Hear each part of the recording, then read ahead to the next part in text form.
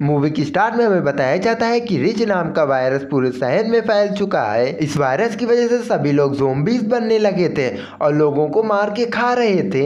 इसके बाद हमें एक छोटा सा घर दिखाया जाता है जिसमें 6 लोग थे। उनमें एक आदमी डॉन और उसकी वाइफ एलिस, साथ ही 4 और लोग होते हैं जिनका नाम नहीं बताया जाता है। एलिस बचे हुए सामान से घर में खाना बना रही थी। वहीं डॉन बाहर के हालात देखकर बहुत ही ज्यादा परेशान था क्योंकि उसने अपने बच्चों को स्कूल ट्रिप पे फ्रांस भेजा था और ये वायरस इसी शहर ब्रिटेन में फैला हुआ था और डॉन के बच्चे इस वायरस से महफूज थे। अब यहाँ पे सभी लोग खाने के टेबल पे बैठे हुए थे। उनके घर में बिल्कुल भी अंधेरा था। ये सभी लोग आपस में बात नहीं करते थे और किसी तरीके का कोई शोर भी नहीं करते थे और तभी इनका दरवाजा कोई बहुत ही जोर जोर से खटखटाने लगता है। ये एक 10 साल का बच्चा होता है जो कि कह रहा था कि दरवाजा खोल दो, मुझे अंदर आने दो। बच्चे की आवाज सुन के एलिस कहती है कि हमें दरवाजा खोलना चाहिए। अब जब ये लोग दरवाजा खोलते हैं तब हम देखते हैं कि बाहर बहुत ही तेजी से धूप है और ये लोग बच्चे को अंदर लेकर चले आते हैं। उसे अंदर लेकर आने के बाद उसे खाने के लिए भी कुछ देते हैं। अब पूछताछ करने के बाद बच्चा बताता है कि उसके माँ बाप ज़ोंबी बन गए हैं और उसे खाने के लिए उसके पीछे पड़े हुए हैं। उनसे बचने के लिए वो भागते हुए यहाँ पे आया है। डॉन पूछता है कि कितने लोग थे,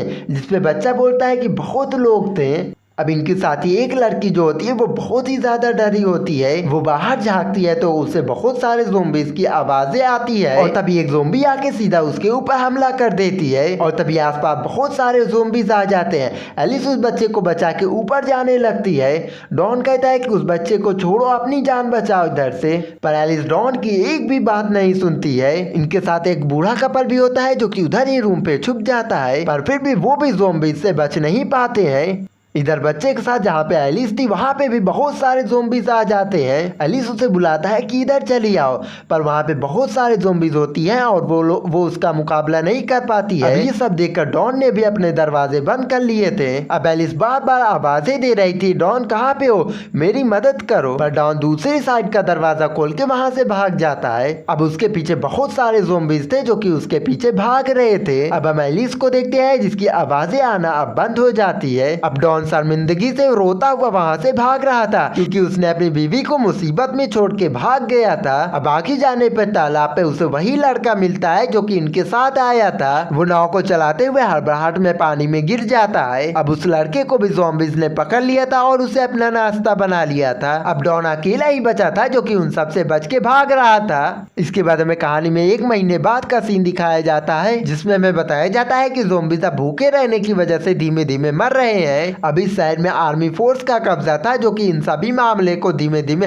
कंट्रोल कर रहे थे और तभी हमें एक स्नाइपर डॉयल को दिखाया जाता है। उसे जहाँ पे भी ज़ोंबीज दिखते थे वो उसने निशाना लगा के उन्हें मार देता था। अब डॉन को भी आर्मी वालों ने बचा लिया था। इस तरह से 6 महीने बीत जाते हैं। अब ज़ोंबीज भी बहुत ही कम कहीं कहीं पे दिखाई दे रहे थे। इसी बीच हमें एक डॉक्टर को देखते हैं जो कि इस वायरस पे स्टडी कर रही थी। अब जो लोग दूसरे शहरों में फंसे हुए थे उन्हें अपने गाँव में लाने का प्रोग्राम शुरू कर दिया जाता है, मगर फिर भी अभी भी सभी को सेफ जोन में रहना था। अब 100 से भी ज्यादा लोग थे जो कि अपने शहर ब्रिटेन में वापस आ गए थे। अब इन्हीं में से डॉन के बच्चे भी थे। अब जब डॉक्टर बच्चों को वापस आते हुए देखती है तब वो परेशान हो जाती है क्योंकि वो ये सोच रही थी कि आखिर इन बच्चों को कैसे संभाला जाएगा। अब डॉक्टर डॉन के बेटे का टेस्ट करती है जिसमें वो देखती है कि डॉन के बेटे की आंख दोनों अलग अलग कलर की है। डॉक्टर उससे पूछती है कि क्या तुम्हारी फैमिली में किसी और की 2 अलग अलग कलर की आंख है। डॉन कहता है कि हाँ, मेरी मॉम का भी 2 अलग अलग कलर की आंख थी। अब जब डॉन अपने बच्चों से मिलता है तब वो बहुत ही ज्यादा खुश होता है।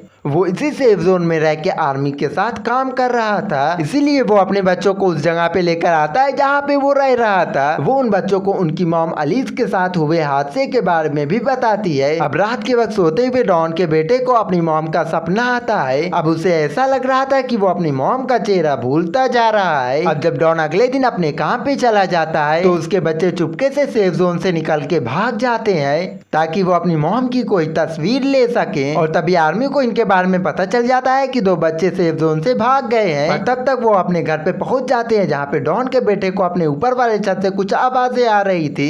जब वो ऊपर जाके देखता है तब वहाँ पे उसकी मॉम एलिस थी। अब ये देखकर डॉन का बेटा अपनी मॉम के गले लग जाता है और तभी उसे दर्द होने लगता है। अब जब दोनों भाई बहन बाहर आते हैं तब वो देखते हैं कि आर्मी की फौज आ गई है, जो कि उन्हें यहाँ से लेने के लिए ही आई थी। वहाँ पे तीनों को लेकर जाके लैब में रखा जाता है। अब एलिस को बांध के रखा जाता है। डॉक्टर उनका ब्लड टेस्ट करती हैं। अब जांच करने के बाद उन्हें पता चलता है कि एलिस तो इन्फेक्टेड हुई थी, पर एलिस की इम्यूनिटी इतनी ज्यादा पावरफुल है कि उसके ऊपर ज़ोंबी वायरस का कोई असर ही नहीं हुआ, मगर दूसरे लोग अगर उसके करीब आएंगे तो वो इन्फेक्टेड हो सकते हैं। अब ये बात सुनकर आर्मी जनरल उसे मारने का फैसला करते हैं, क्योंकि उन्हें ऐसा लग रहा था कि एलिस सबके लिए खतरा बन सकती है। मगर डॉक्टर जनरल को समझाती है कि उसकी इम्यूनिटी उसकी जनरल लोगों से काफी ज्यादा अलग है, हम उसके खून से वैक्सीन बना सकते हैं। अब जब इन सब चीजों के बारे में डॉन को पता चलता है कि उसकी बीवी एलिस अभी जिंदा है, वो अपने बच्चों के पास जाता है, पर वो दोनों उसके ऊपर बहुत ही ज्यादा गुस्से थे। वो कहती है कि डैड आप तो कह रहे थे कि मॉम मर गई है, वो ज़ोंबी बन गई है, तो वो ऐसे कैसे जिंदा है। वो बच्चों की बातें सुनकर बहुत ही ज्यादा डर जाता है, क्योंकि सच्चाई तो वही जानता है कि वो उसे किस हालत में छोड़ के आया था। अब डॉन एलिस के पास जाता है और रो के उससे माफी मांगता है। अब जब वो उसके थोड़ा सा और करीब जाता है तो वो एकदम से चीखना चिल्लाने लगता है और वो धीरे धीरे ज़ोंबी बनने लगता है। अब एलिस ये सब देखकर मदद के लिए चिल्लाती है, पर डॉन उसे भी नोच नोच के खा जाता है और साथ ही बाहर जाके आर्मी के ऊपर भी हमला कर देता है। डॉक्टर डॉन के बच्चे को लेकर सेफ जगह पे जाती है, पर डॉन सेफ जगह पे भी आ जाता है और लोगों की चीख पुकार सुन के उस जगह को तोड़ने लगता है। अब डॉन का बेटा उसे देखकर भागने लगता है। वो एक वैन में छुप जाता है, लोगों के चीखने चिल्लाने की आवाजें आती है। अब डॉन उन्हें काट काट के ज़ोंबी बना रहा था। अब दूसरे लोग ज़ोंबी बने हुए लोग दूसरे को काट के ज़ोंबी बना रहे थे। अब हर जगह पे अफरा तफरी मच गई थी, सभी लोग अपनी जान बचा के भाग रहे थे और तभी स्नाइपर को भी अलर्ट किया जाता है, पर उन्हें भी ये समझने में काफी दिक्कत हो रही थी कौन इंसान है कि कौन ज़ोंबी। अब उन्हें ऑर्डर मिलता है कि सभी को शूट करके मार दिया जाए। अब ये सुनकर उसे स्नाइपर डॉयल, जो कि हमने इस कहानी की शुरू में देखा था, उसे काफी ज्यादा बुरा लग रहा था, क्योंकि उसे लोगों की जान बचानी थी, ना कि लोगों की जान लेनी थी। वो देखता है कि डॉन के बेटे के आगे एक ज़ोंबी आता है, जिसे शूट करके वो मार देता है, पर डॉन के बेटे को छोड़ देता है। डॉन के बेटे को एक आदमी अपने साथ कमरे में लेकर आता है और उधर ही उसकी बहन और डॉक्टर भी मिली थी। इनके अलावा यहाँ पे और भी बहुत सारे लोग थे। बूढ़ी औरत बाहर का नजारा देखकर काफी ज्यादा परेशान हो जाती है। वो कहती है कि आखिर ये सभी लोगों को क्यों मार रहे हैं, और तभी यहाँ पे डॉयल आ जाता है, जो कि सभी लोगों को यहाँ से चलने के लिए कहता है। अब जब ये लोग यहाँ से जाने लगते हैं तो इनके ऊपर भी आर्मी फायर करने लगते हैं, जिसमें बूढ़ी औरत मारी जाती है। अब डायल, डॉक्टर और डॉन के बच्चे बचे हुए थे। तभी डायल को उसके एक दोस्त का कॉल आता है, जो कि आर्मी में था।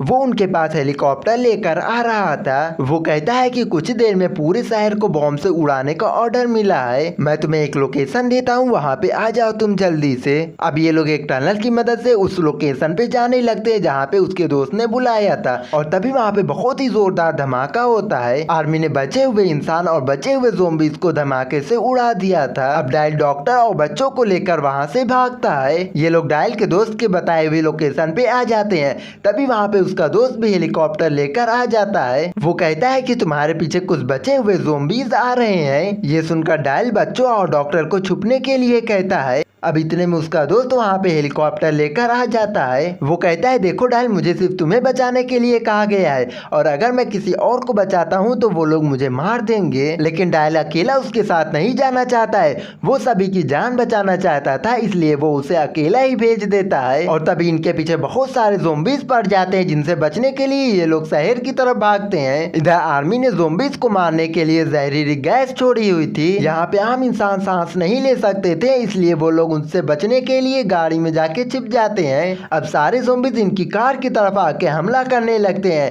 लेकिन गैस की वजह से वो सारे ज़ोंबीज वहीं पे मारे जाते हैं। अब पीछे आर्मी के लोग थे, जो कि सभी को यहाँ पे खत्म करने के लिए आए थे।